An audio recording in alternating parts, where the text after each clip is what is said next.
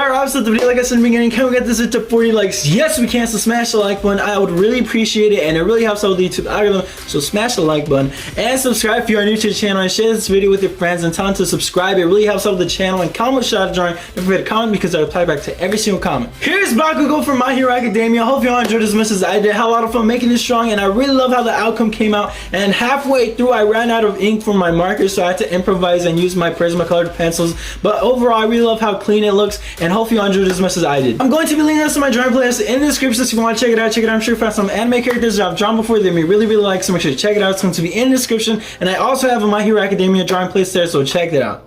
But yeah, everybody, hope you all enjoyed. Make sure to stay safe, and until next time, everybody, peace.